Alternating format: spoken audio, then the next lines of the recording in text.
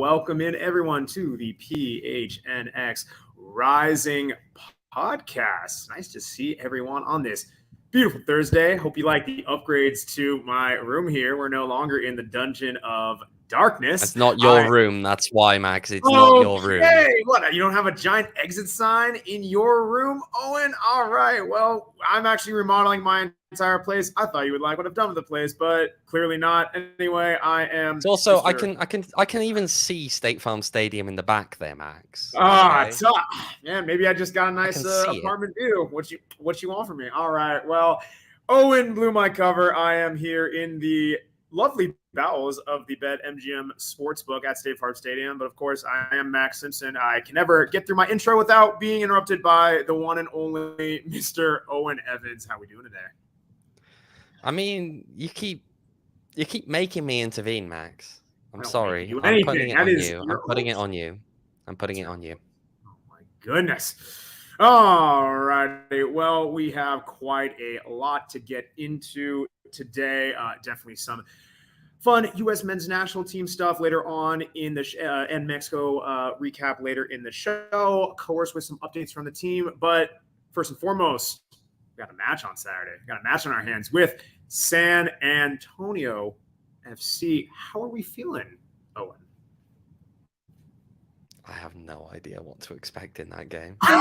We're going straight in like off the cold. Okay, how's it going to be? Look at it this way. If USL made sense, there'll be a lot of things that don't happen. Rising wouldn't have done the double over them last year. Despite the fact that Rising had a pretty atrocious season and San Antonio wound up as champions. Loudoun United wouldn't have put 3 on Birmingham Legion last weekend. There's a lot of things that just do not make sense in this league. Let's be clear about that. They just do not make sense. And no matter any effort of... I mean, we're about to delve into it, but no matter what we do delving into it, there's an element of this league that just will not make sense. I think it's a topsy-turvy league for sure this year, so to speak. Well, let's get a bit into. Before I do that, I actually want to shout out at people in the chat. A pretty active chat we got going on. People, lots of sports going on. Appreciate you guys making the time with us. Of course, good buddy Thomas can't beat the unbridled optimism. I will also match his indomitable human spirit. Got goalie man Pat. Shouting out Max in the cafeteria. Well, maybe that's because I be eating. Oh, yeah. And then we got Harry, of course, chirping us and doing whatnot, but appreciate everyone being here. All righty. Let's look at San Antonio's run of form. If you actually take out last match they played, a 1-0 defeat to Louisville City, which is no slouch in their own right, they're at quite a blistering form. In fact, unbeaten before that loss. So, Owen, these two teams enter in with definitely different mindsets. Rising, from what we've seen with them, we say it all the time, regardless of the results, they seem to get better match over match, something certainly to improve on. But the results slowly, in a way, has come from it, but have been inconsistent. Meanwhile, San Antonio, it seems like they've been pretty consistent long, but then you have last week where they did come up short. Does that impact how these two teams should approach this match? That's an interesting one. You're right to point out, I think, that Phoenix Rising are improving, broadly speaking, week on week. Now, it was something that Babu brought up this today in training, Babu Kajai, that, look, there was a lot of frustration still after last week's match for Phoenix Rising. There was a lot of frustration with the fact that this is a team that went out there and yes, did they dominate? Yes, but at the end of the day, do you want to play pretty football or do you want to win? They've got to learn how to be more lethal in the final third. They've got to actually get things done when they get the ball up there, and it wasn't what we saw last week. Something in particular, a point of emphasis that Babu said that they've been focusing on training is making sure that broadly speaking, their attacks are going to end with goal kicks, corner kicks, or throw-ins. There's not a lot of desire to allow a team, especially a team like San Antonio, that's willing to go quite direct to catch you in those transitional moments, to allow them to actually have those transitional moments. The idea is you better be quick on there, make sure you're hot on it to make sure that ball is out of play if you're going to give it up. Because you don't want to let them in open play with you getting caught out of position, caught in awkward spots, and them going up the field with a lot of speed. Jordan Farr, of course, a guy who knows how to launch a ball quite accurately further upfield. That's a point of emphasis for them this week, and it's something that they're working hard in. 100%. No, and I mean, it's something where when you have the pedigree that they do, they definitely pose a formidable threat and definitely carrying over some of those guys from the championship winning squad who, I mean, we'll call it what it is. They are stand-up performers at what they do. Definitely, by no means perfect players, but I mean, there's a reason why they have been the class of the Western Conference dating back to last season and even into now. I mean, I see Harry's comment in the chat. They have not lost back-to-back matches since 2020. That's it's quite the omen you're putting out there. It'd be a real shame if that were to happen on Saturday. But I mean, you touched on a bit. Who are some of the key performers you would like to highlight? I'm going to start by pointing out one of their top goal scorers, who's also conveniently a defender, in Lamar Batista. The guy's already got 2 goals this season. So that's definitely not to be sniffed at. Off a pretty low XG as well. You look at it, it's less than 0.2. So he's not exactly getting easy opportunities. At the same time, in the back line, you look at him and he's winning around about 3/4 of all the tackles he's getting into. He's winning around about 3/4 of all the aerial duels that he's getting into. Okay. Yeah, he's someone I would point to. I like that. And you mentioned him a bit earlier. I mean, Jordan Farr, you think he's still maintaining the nice form from last year? The keeper of the year, if memory serves me correctly. I mean, the other point, by the way, that I forgot to mention on Lamar Batista, of course, former Phoenix Rising loanee. But Jordan Farr, I've never been. It's not that I think he's a bad goalkeeper by any stretch of the imagination. I've always been of the opinion that maybe on times he gets a little bit overhyped. And that's something that happens a lot, I think, with teams that a lot of teams do well. And people say, look at the goalkeeper, look at the clean sheets they're keeping.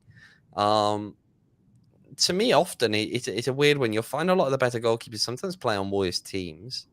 They concede more goals because the sheer amount of shots they take on them.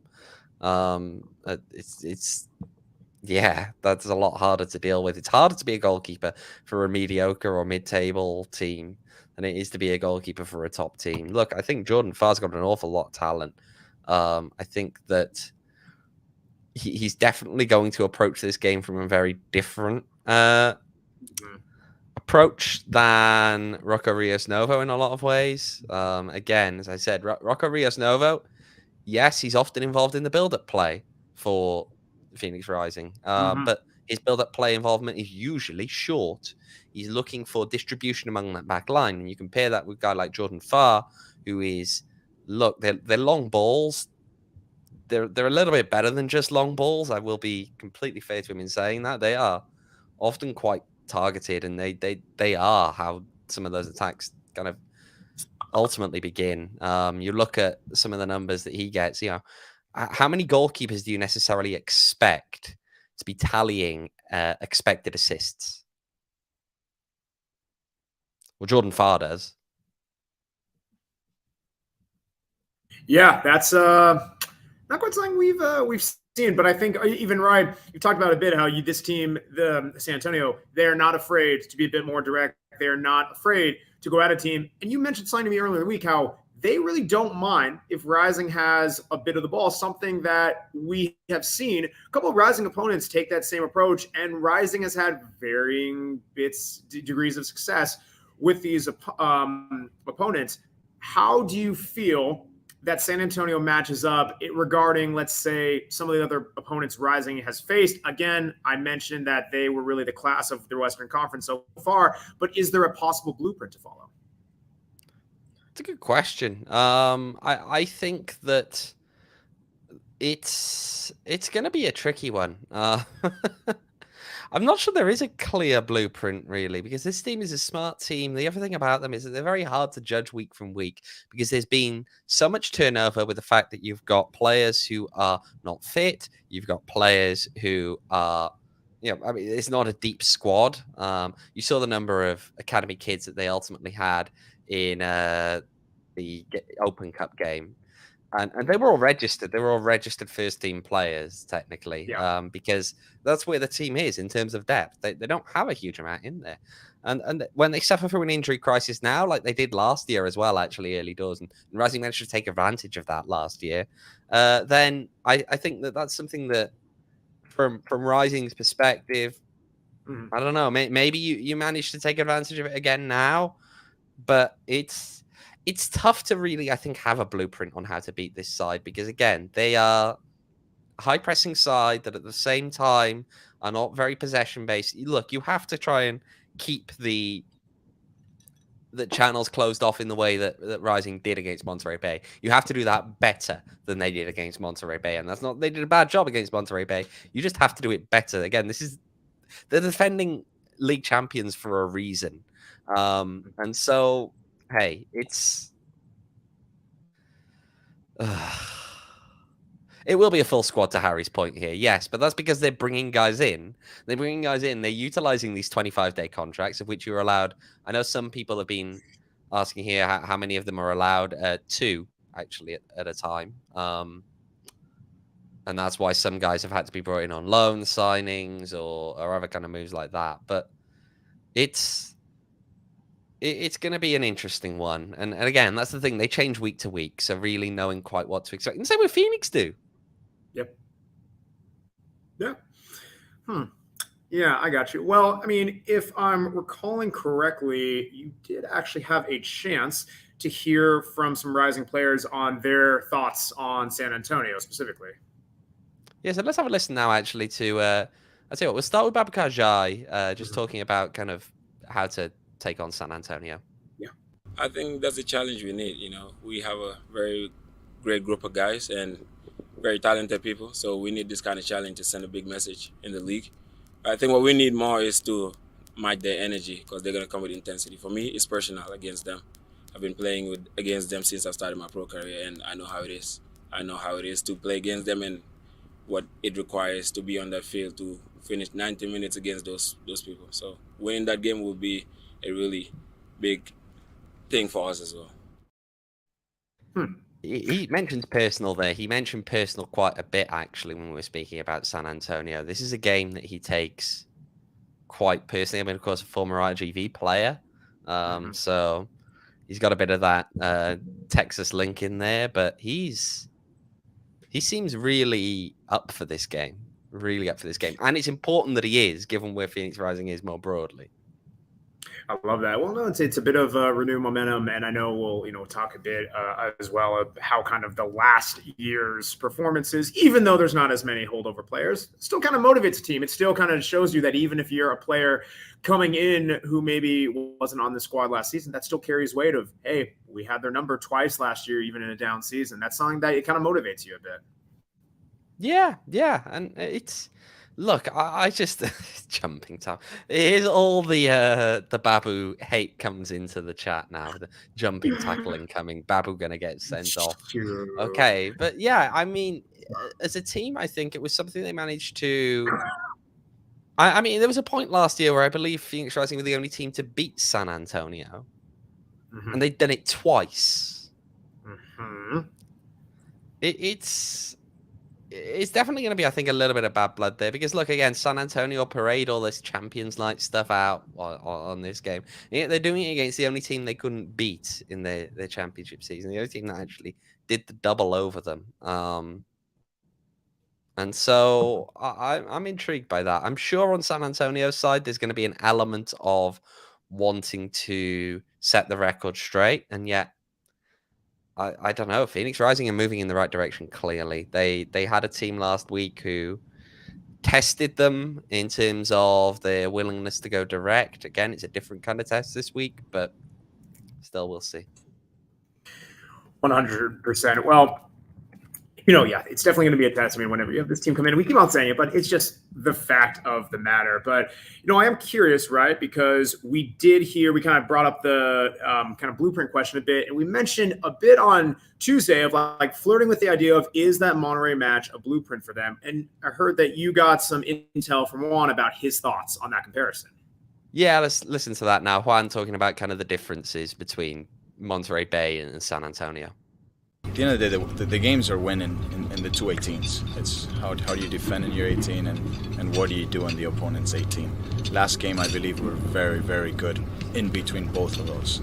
We dominated the game. We dominated possession. We controlled the game how we wanted to control it, but we lacked a bit of that. That intensity of that in the final third, the braveness to just take challenges, 1v1s, wall passes, balls in the box, shooting from distance as well. If a team is just going to sit in two lines of four very deep, maybe they're giving you space to shoot from distance. So these are things that we worked on the week.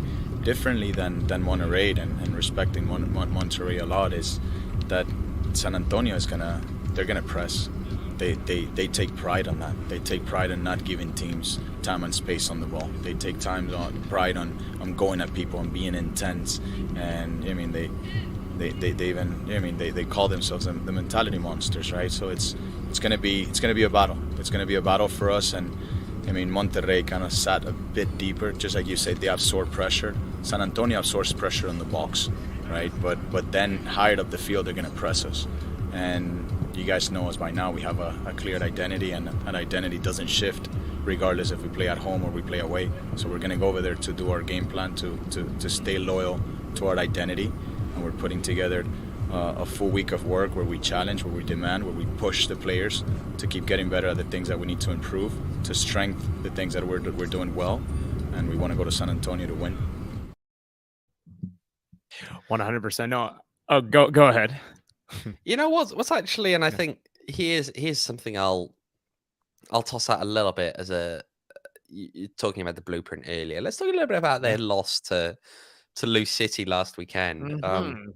Louisville was heavily focusing on the wings in that game, really heavily. We're talking less than 20% of their attacks going up the middle.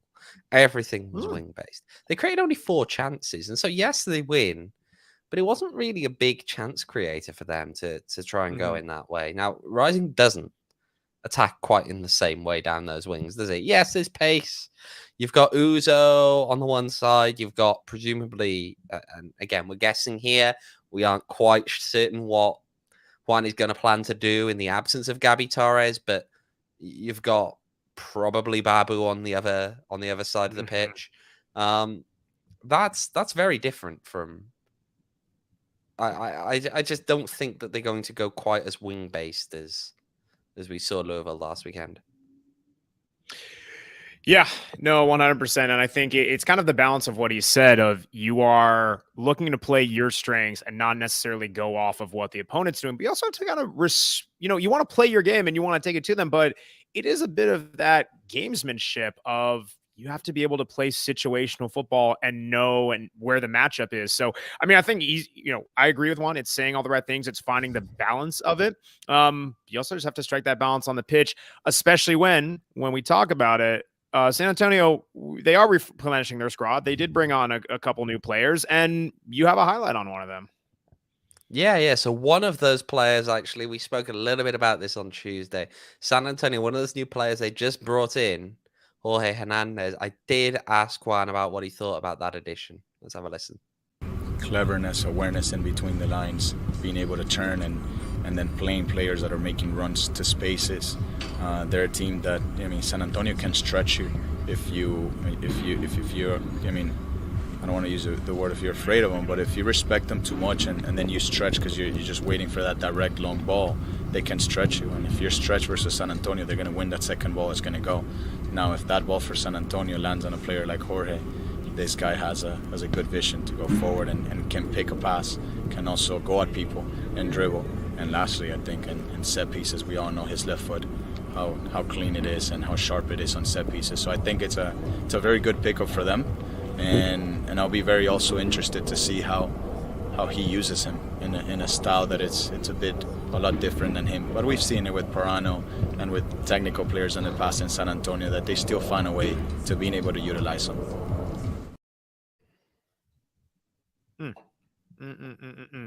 Yeah, that's in what he described sounds like a pretty dynamic player there. I do want to shout out, by the way, no surprise. Oh, yes. I was going to say on Hernandez, no surprise, because again, as we said on Tuesday, just look at the chances he created, the fact that he was averaging 3 chances created with LA Galaxy 2. No surprise there. Love that good old chance creation. And speaking of creating chances, appreciate you, Harry, with the $10 super chat. What a guy. Rivals this week, but love the work of Max and Owen and everyone behind the scenes. That is incredibly kind of you, especially on a rivalry week. But we will save the trash talk that we further had for you for another time. But no, on the hey, if Rising win on Saturday, I'm afraid that you may not want to hop into this show. That's game. Fair, but I mean, if San Antonio, everyone else should. Do we want to hop in on this show? No, I guess we don't. No. But no, we appreciate the super. Yeah, we do. We appreciate the super chat. Thank you very much. I will take that $10. I'm going to go to my friends at Circle K, baby. You know it. You got the Polar Pops. I've been drinking them every single darn day. Literally got one on the way back from the U.S.-Mexico match last night. You know it. It's all good stuff. They got the energy drinks, all that good iced coffee. You guys already know it. Do me a favor, if you haven't already, I want you guys to text PHNX to 31310. They are going to be doing an awesome giveaway, another one with us very shortly. Last one, as you guys know, was a $500 fuel card. So do me a favor, PHNX at 31310. Do that because they're going to be coming out with some great stuff, and don't miss out on anything else. Head to circlek.com/store-locator to find Circle K's near you. I see Owen. Oh, a little smile on your end. Of course, I can only imagine. Okay, Pat, look what you did here. You made Max do a transition. I mean, listen, man, I'm going to use the $10 and by the way, I mean, that was a pretty smooth transition, I like to say. Really goes down smooth, just like my friends at Four Peaks, baby. Oh, you're not going to interrupt me during this one, my guy. Great old Four Peaks, always goes down smooth. We already doing the NFL Draft Day live on April 27th. For those of you who have gotten your tickets, we're looking forward to seeing you guys there at their A Straight Pub. You guys must be 21 years or older to enjoy some Four Peaks responsibly. They got that Redbird Lager. They got all that kind of stuff. The Cardinals are going to be doing the whole uniform little looksy. So if you guys are Cardinals fans, check out PHNX_Cardinals. Shout out to our friends Bo and Johnny there as well. And then, yes, the information for the draft party. Let's go. All right. Well, I appreciate the work on that, producer Sean. Let's get into a bit of how we wanted to talk about this show, because there are a bit of injuries that we have to discuss. And unfortunately, notably, we all saw it on Saturday. It is a pretty one that kind of shocked us, like, is Mr. Gabi Torres. Yeah, it was definitely a concern when we saw him go down in that last game. Shortly after the break, not ideal in any sense. It was something that Juan immediately pretty much kind of pointed to and said, I think it might be an MCL issue. Turns out it is. That was confirmed today. He was off doing his stretching and kind of small exercises by himself in training. He's expected to be out for a few weeks. So it's gonna be a little spell without him here. Hopefully it remains a little spell, doesn't become a long spell. Hopefully the recovery goes well. But yes, as Thomas says here, it can't have a healthy squad ever. That's how it feels. I And that's something that we've actually had expressed to us, actually, by people within the club. I know, Max, you were alongside me as that was being said. It's just the constant kind of frustration that every time you think as a team you're making a comeback, I mean, Fede Varela, Emil Cuello, both expected, maybe not this weekend. We're not sure. The hope from Juan was that they were going to be in a position to hopefully be able to judge that just before they leave tomorrow. But at the same time, then you've got Gabi Torres out for several weeks. So it's not ideal. And it doesn't help. It doesn't help when you're a team that's trying to get its footing in this new identity, this new style of play, and try and learn how to bounce back here. And yet at the same time, having to deal with all of this, different players dropping at every moment. And it feels like a good number of them are key players as well. Gabi Torres, we've seen the things that he can do. We saw him last year. I mean, that's something that I know we posted on Twitter earlier, was Juan saying that, look, one of the main things about Gabi is he knows the system. He was here at the end of last year. I'll also say, to be fair in here, actually, Michael, Thomas both saying here is Juan, Juan is not using it as an excuse. And he's not. Yeah. Everything that you hear from him, he's not using it as an excuse. But there's still that slight, frustration, I think, with just the fact this team feels in some ways maybe a little bit cursed on the injury front. Yeah.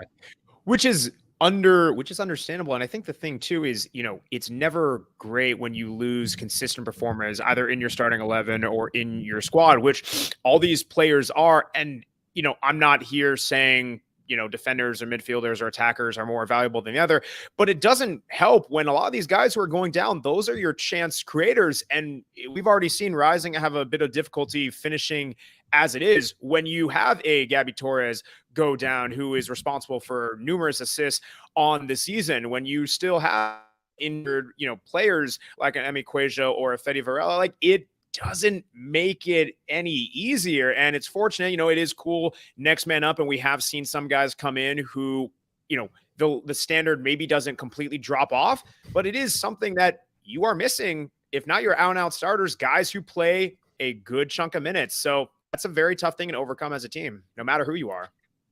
It is, but the impression that I've been getting, and look, I've said kind of throughout the preseason, even through till now, this team feels like, broadly speaking, it's a team that's together.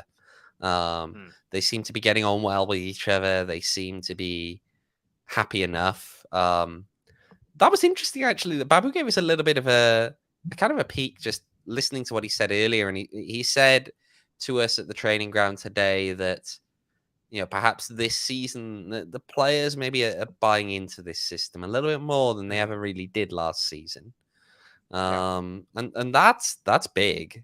That's big. And I think we knew there were big issues last year around, I think, the players didn't always, like, there was various rifts in the dressing room. It was pretty clear. I know I spoke about it quite a bit last year.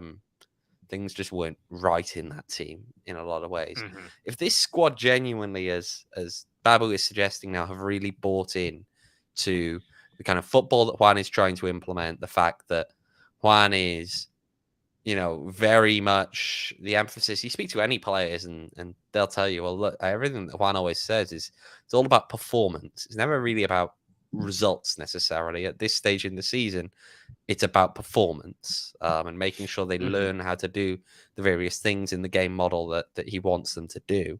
I think it's a good sign. It's a good sign. It's a good sign, I think, of a squad that hopefully will prove more resilient than last year.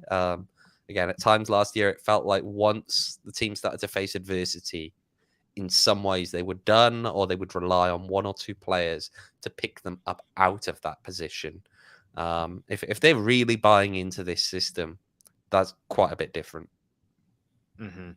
No, 100%. And, going off of what Michael's advice, it is the power of friendship really is the key differentiator in this matchup, and in any matchup it can weather any sort of storm there. But no, on the real, it is interesting to see and hear how a team kind of bounces back from this, especially so early on in the season, and you're fighting for your place, especially when you're facing top rivals and everything like that. So yeah, go figure there. I did see that you also had a chance to talk to Juan about a bit of load management, which of course doesn't help with the injury front of things, but they have quite a few games coming up here in the next week and a half.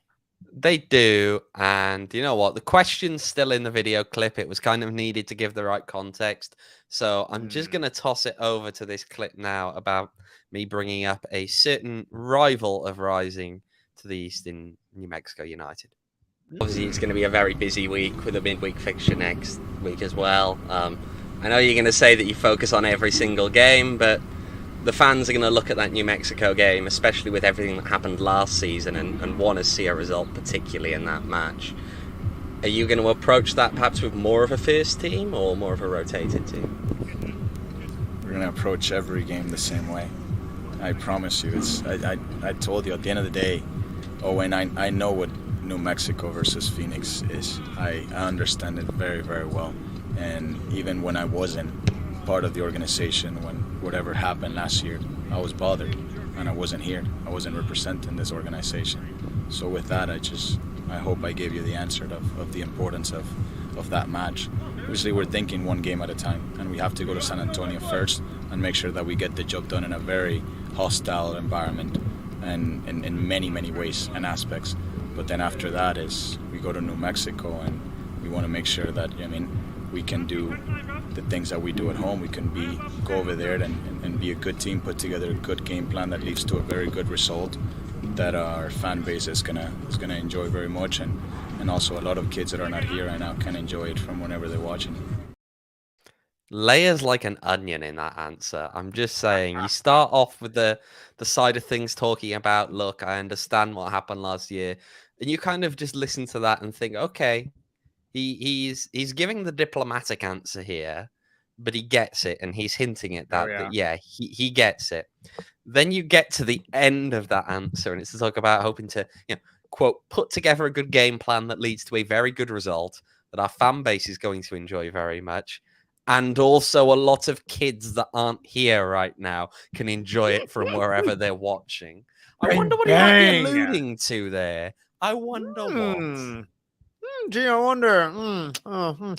No idea, dude. But give me a brick wall so I can run through it. It is a very layered contextual answer of he is saying the diplomatic answer, but also there's a lot to that. And we know if you know, you know. If you know, baby. I love it. Well, you got the chat. I'm glad the chat talking here. The revenge tour a little bit. There we go. I'm glad though that that's coming up, because that's something that I think after everything that happened last season, and we'll get into this, I'm sure, next week. We're going to have obviously a show before the Open Cup game next week.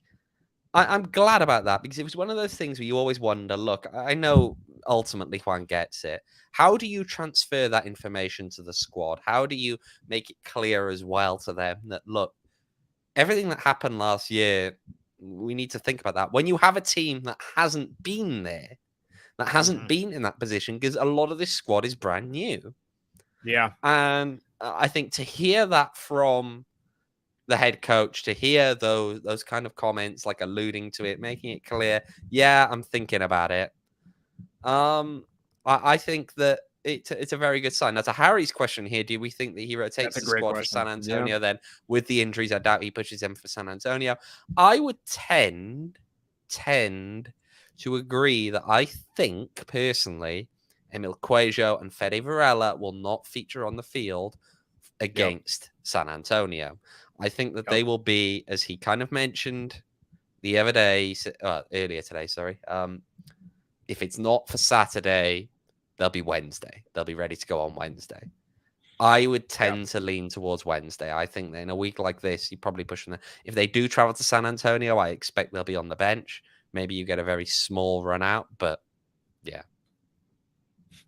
Yeah, no, I agree. And I think it's one of those things, especially gives them some more time to heal, to rest up. But it's an interesting one. And I get it as a diplomatic answer, but I also think I get what he's saying. You got to approach every match with that intensity. And even if you do prioritize and you value Open Cup, even if San Antonio is a top team and you're going to their environment, I mean, I certainly don't think this is a match that Rising is going to look to shy away from or put anyone out there that's not their top squad. I guess we will have to wait until the lineup drops, but I think this is definitely something where you have to plan for both, but you got to deal with what's in front of you.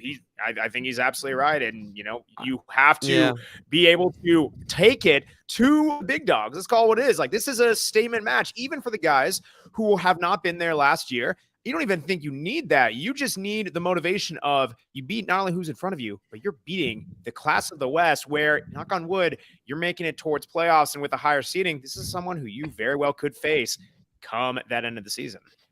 It is. I'm just hopeful. I think that given those answers, we could be looking at something that I think I've often kind of said, and it's often been a critique I had of this team when they were playing under Rick Shantz, in that I'd be hopeful that what we're going to see out of them is more than treat rotation as a process rather than as an event.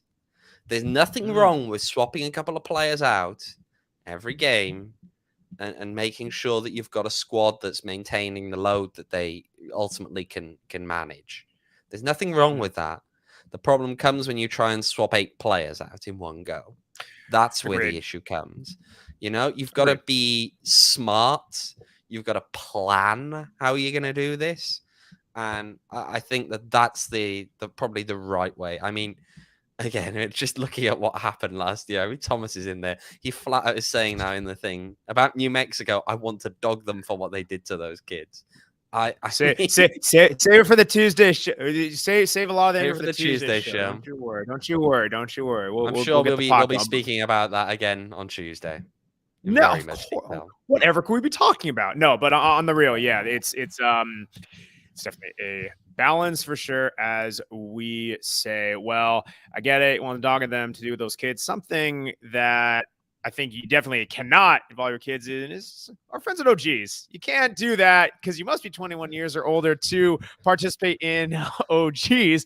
And we love what they do, right? We were out at Buds-A-Palooza last week. I just saw them at a little 420 action at partaking in the local dispensaries out there. See that they're well represented. And they just dropped their first commercial today. We got to love it. They're doing great things out there. So again, check out our friend at ogsbrands.com. That's OGEEZbrands.com for all the fun stuff they got going on. Again, don't bring your kids because it must be 21 years or older to enjoy responsibly. Oh, I think you're like YouTube keeps getting hacked because like someone is just saying like, do I log off? If Mac I know you would never say something like that, but we appreciate Devin. Of course, OG's on 420. It is the holiday. Those who celebrate, I appreciate it. We all know. And when you got to go, and you got to go to Valley Tap Room because our friends there, they're doing all the kinds of good stuff. Owen, we talked about it a bit on Tuesday, but they're doing karaoke from until 10 p.m. on Saturday. Again, for those of you doing the math at home, our post game is going to end around, give or take, I don't know what, if I'm doing the math, it's somewhere around 8:30 or so, whatever. So you're going to have some time to get your butt on down to Valley Tap Room. And, if you put in some song requests, Owen, maybe he'll zoom in or FaceTime in and do some karaoke. Ain't that right-o? I would be very impressive given I'm going to be in San Antonio doing the post-game show, then have to get back to downtown San Antonio. FaceTime in. Oh, I don't think so somehow. I don't think so. But I do hear that Max may be going there and might be willing to sing some songs. If the chat drops some song recommendations, I might partake. Devin, thank you. I do have a lovely voice. I call the songbird of my generation. So drop your song recommendations for Max to sing. Song requests. Make them credible. In the chat. Don't make them good. Make them good. Awful. Really test his vocal range, please. I want to hear him. I got range, damn it. But hey, check them out. We'll see you guys there at Valley Tap Room off the 202 and Gilbert. Dear gosh, Neon Moon. You, both of you, Thomas and Michael, with the neon. Dear gosh. At the same time. That was actually it's almost like they coordinated that. Well, let's swiftly move away from Baby that. Shark. No, Devin, it's not New Mexico yet. Not New Mexico yet. No, I can't do that. Song. Let me absolutely pivot away from that. Before we get into a third segment, we're going to talk about US Mexico. You know what it is, buddy? It's score prediction time. I need score predictions. I need score predictions, not only from you, but from everyone in the chat. But Owen, throwing it over to you. Give me a score prediction. Here we go. 1-0. Oh, wow. I'm going with 1-1. Okay, the U.S.-Mexico match kind of rubbing off on you like last night's. Okay, 1-1 draw. I'm Bendy. Okay, Bandito's Bluebird, 1-1 as well. The connection. I like that. 3-1, Harry says to San Antonio. Okay. Harry, okay, giving Rising a goal, 3-1. Mikey with a 3-0 to Rising. Thomas with a 2-1 Rising win. I mean, listen, it's a team. Squad from last year, that's a 5-0 aggregate. Pretty darn good. Andrew Baker. Oh, hello, Andrew. A 2-1 Phoenix. Devin, 1-0 Rising. I don't normally do this, and it might be sacrilegious on the show, but I'm actually going to agree with Owen. I'm going to go with a 1-1 draw Rising. It seems they got the good momentum. Wow, that'd be pretty hard pressed to knock off San Antonio at home. And to Harry's point, have them drop 2 matches for the first time in a couple of years. But you know what? I'm going to go 1-1, see what happens. But yeah, give me that. And I think that's a very solid result, especially knowing what's ahead. It would be. It would be. Yes, absolutely. Well, we were both at the match last night. Actually, literally like right over there. Like, it's kind of crazy. I'm already back here again. But yeah, we were there in different capacities. You were there doing a pretty good job of covering and being very official and diplomatic. And, well, I was being diplomatic with the fans and drinking beverages. But no, how was your time out there? I'll say this now, actually. It's a very awkward stadium in some ways, State Farm Stadium. Just the press box. No, seriously now. The press box, like the glass is so thick that you just feel so detached. You feel just detached from the game that's going outside. And so, especially when you've got a first half like that first half yesterday, your attention starts to wander, and then you kind of forget that you're at a football game sometimes and the game's going on. Because you don't hear the atmosphere, you don't get to soak it all in the way that you want to in a game like that. You got 50,000 fans. I saw someone in our Discord earlier saying 70-30 Mexico. I think that's incredibly generous to the US. Yeah, I think it was too. They had that much there. But you want to be able to soak up that atmosphere. It's why it's so enjoyable to be around games like that. But hey, we still got to see a game. I'm not sure I'd call it a good game, but it was a game. No, I'm gonna stop. You're right. No, you're right. You wouldn't call it a good game because you called it a great game. That was something. That was absolutely something. I think the crowd was riveted. Two shots in the first half. None were on target. Because they were saving. It was a defensive chess match, which we all love. It was a masterclass. Absolutely. No, I will say real quick on your point of the fan breakdown. I mean, yeah, I think it was clearly more of like an 80-20. I mean, in my section, there were, a sprinkling of U.S. fans for sure. But, well, let's just say I definitely got some choice words thrown in my direction when Mexico, started with that first goal. And when U.S. scored the equalizer, I kind of looked around and I'm thinking, yeah, a USA chance probably not going to go over well right now. So, yeah, definitely within it. But I don't know. Whatever do you mean? And everyone trying to harass me on Twitter to admit that wasn't just an instant classic. It was the Continental Classico. Oh, my word. What a beautiful showing. The most amusing part was the little remote car, the little remote control car coming on to deliver the ball before the game. I do. You know me, man. I'm a sucker for that stuff. But I missed it. I missed it because I got in late. I got to my seat around a minute or two after it started. Had to get a beer, of course. But, I will say this. I get it's something where the pace of play, you're missing your top guys. It was definitely some moments. I will say that second half, you can call it what you want, certainly picked up. And that is something, if you are a U.S. fan, where the shot goes off the crossbar, and then they're countering 15 seconds later, putting the ball in the back of the net. I can't remember I've seen that from the last time from the U.S.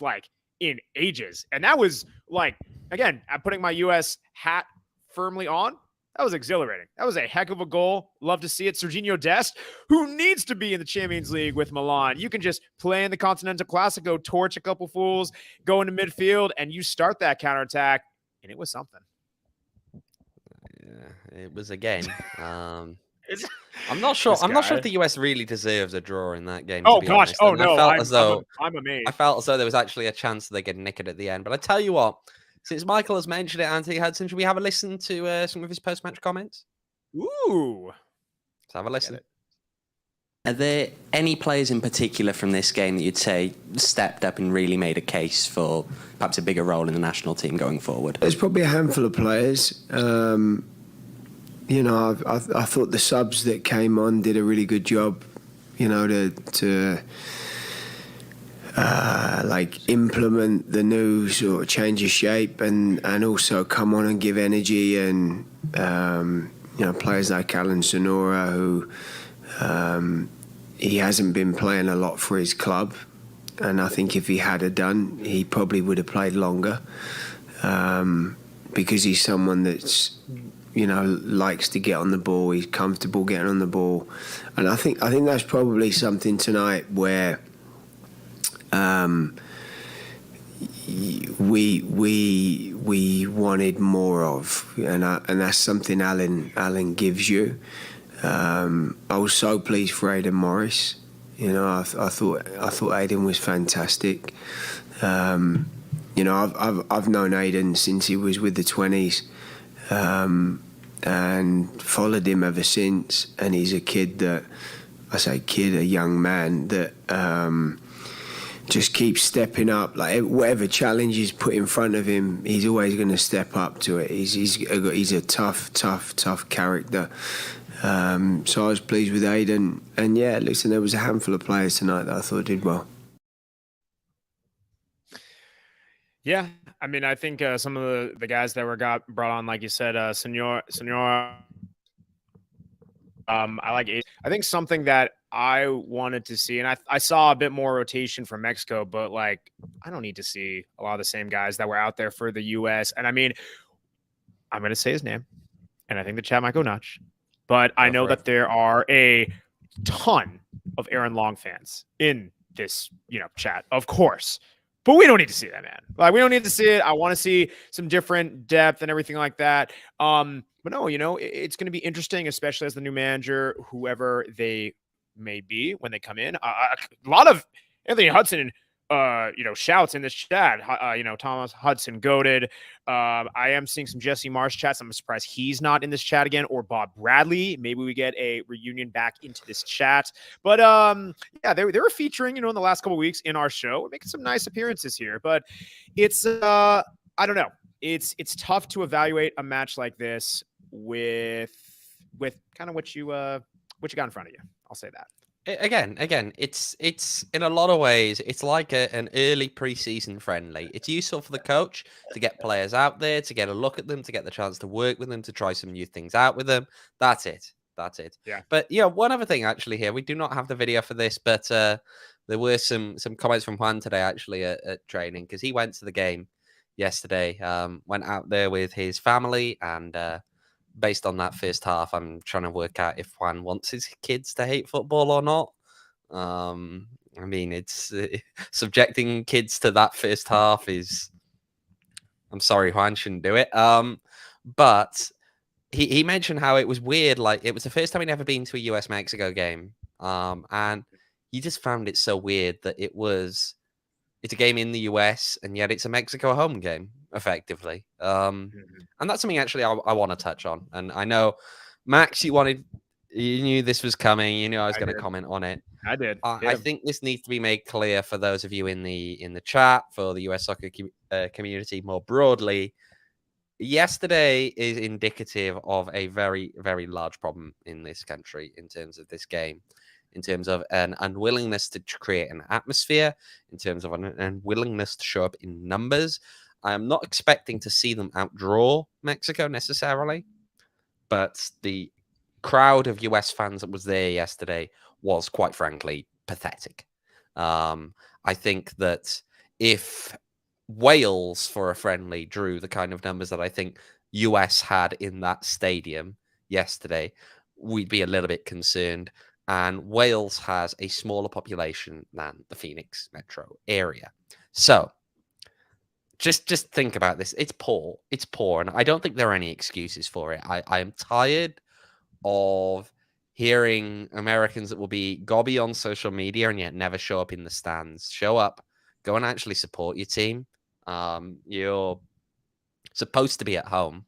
You are supposed to be at home. Now, I know that there is obviously all the various different groups here. I know we got big Barra 76 representation in here, and shout out to those guys, but it's just not good enough, I think, for a national team to ultimately just concede defeat effectively. And the only way that they don't concede defeat is they sit down and start analyzing demographics, which that's just wrong. You shouldn't be doing that. The way that you do it is you show up. You actually get your fans to show up. If they're not going to show up, I'm sorry. I'm going to leave it there because otherwise I'd have a lot more words about just how poor I think it is. Oh boy. Yeah. You know, it's, yeah, man, I think this is something we can both talk about for a while. And we could do a whole podcast on this. We really could. Maybe that's as Harry says in there, opening up a can of worms. There's not enough time to go into. There really aren't. Yeah. This is, you know what, we will, we can bottle this for maybe some off-season content or something. This would be good to explore. But yeah, I think you hit it. Maybe we got a couple of them. Honestly, yeah, something. But no, you hit it on the head. Rising are off the weekend of the Gold Cup final this year. Rising are off that weekend. That's actually a nice transition. There we go. There you go. Maybe we'll come back to that. I like that. Yeah. No, it's certainly interesting, especially given the context and circumstances of, well, why this match was played and all that stuff. I think stuff like this, to add on, it's just not a quick fix. There are systemic things that are definitely need changing. That's just putting it very lightly. Yeah, I'll say this. I will leave it at this, just kind of tailing off that. I'm not normally a fan of the wave in sporting events at all. It's really dumb in my aspect, but I'm not a fan of it under any circumstance. So you can't. You already lost me here, man. If you are enthralled and you have the pleasure of being at one when Mexico is playing, then my word, that's a whole nother experience. You ride that wave like I did last night, because that's a trip and they know what they're doing. But I'll leave it at that. We got a match to prepare for. Not us specifically. Rising does, of course, but we were preparing as we. Well, Max is actually going to play at left back this week, didn't you know? Sorry, I'm more of a false 9 / number 10. But anyway, appreciate the false in false 9 is because he can't finish. But yeah, we'll leave it there. All right. Well, I'm more of an assist guy anyway. Pad those stats. Yeah, but we appreciate everyone joining us. Shout out to everyone in the chat who's always doing their thing. To the diehards, again, if you guys want to become one, check out phnxlocker.com for all the discounts on merch, all that stuff in the Discord. You know what to do. Harry says, "Do not ever do the wave." Well, Harry, I'm going to wave goodbye to you and wave hello to you after our match on Saturday. Hopefully, it's a hello wave after a victory, but we'll see what happens. Again, yeah, man, let's get some goals, man. We both predicted 1-1. We'll see what happens. But hey, appreciate everyone joining us. Like I mentioned, follow us for all the content at PHNX__rising. You already know and mainly exclusively Owain is going to be giving you the content while he's out at San Antonio for Saturday's match. You can follow him in the meantime at OJ Evans 18. You can follow me at Max David Simpson on Twitter. Appreciate you guys checking out with us again. Follow us everything beforehand, during Saturday for all the content, and afterwards on postgame. Join us right back here. But until then, have a good one and go Suns.